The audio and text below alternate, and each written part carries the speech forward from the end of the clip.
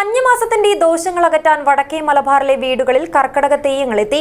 ഗ്രാമവഴികൾ ചിലങ്കകൾ കിലുക്കി നടന്നുവരുന്ന കുട്ടിത്തെയ്യങ്ങൾ ഐശ്വര്യത്തിന്റെ പ്രതീകമാണ്. വന്ധ്യതാ ചികിത്സാരംഗത്ത് വിദഗ്ധവും നൈപുണ്യവുമായ പ്രവർത്തനം കാഴ്ചവെച്ചുകൊണ്ട് ഡോക്ടർ ജയലക്ഷ്മി സൂരജിന്റെ നേതൃത്വത്തിലുള്ള ഡ്രീം ഫ്ലവർ IVF സെന്ററിന് കേരളത്തിൽ സ്വീകാര്യത ഏറിവരികയാണ്.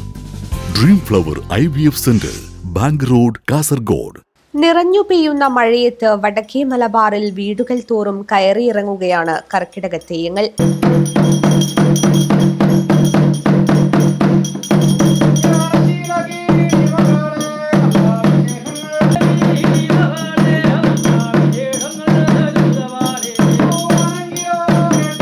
തിമിർത്തു പെയ്യുന്ന മഴയും ദുരിതങ്ങളും രോഗപീഠ വേറെയും ഇവയ്ക്കൊക്കെ ആശ്വാസമാകുമെന്ന വിശ്വാസവും പ്രതീക്ഷയുമായി കുട്ടിത്തെയ്യങ്ങൾ ദേശാടനം ആരംഭിച്ചു. തെയ്യത്തിന്റെ നാട്ടിൽ കുട്ടിത്തെയ്യങ്ങളുടെ കാലം കൂടിയാണിത്. വടക്കേ മലബാറിൽ കർക്കിടകത്തിൽ ആദിവ്യാധികൾ അകറ്റി ഐശ്വര്യപൂർണമായ ചിങ്ങത്തെ വരവേൽക്കാൻ ആടിവേടൻ തെയ്യം വീടുകളിലെത്തുകയാണ്.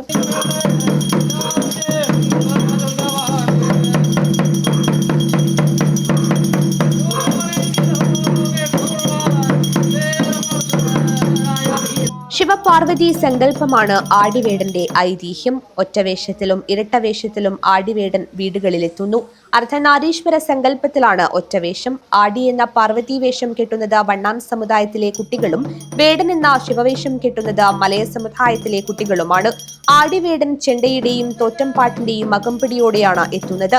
തെയ്യം രാവിലെ ഒരു ദേശത്തെത്തിയാൽ അവിടെയുള്ള ക്ഷേത്രം, ദേവസ്ഥാനം, കാവുകൾ എന്നിവയിൽ ഏതെങ്കിലും ഒരിടത്താണ് ആദ്യം ചെണ്ട കൊട്ടിയാടുക.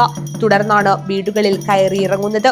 തെയ്യങ്ങൾ നടന്നുവരുന്ന കാൽച്ചിലങ്ക കിലുക്കവും അയൽ വീട്ടുമുറ്റത്ത് നിന്ന് ചെണ്ടമേളവും തോറ്റംപാട്ടും ഉയരുന്നതും കേട്ടാൽ അടുത്ത വീട്ടിലും തെയ്യത്തെ സ്വീകരിക്കുന്നതിനുള്ള ഒരുക്കമാകും.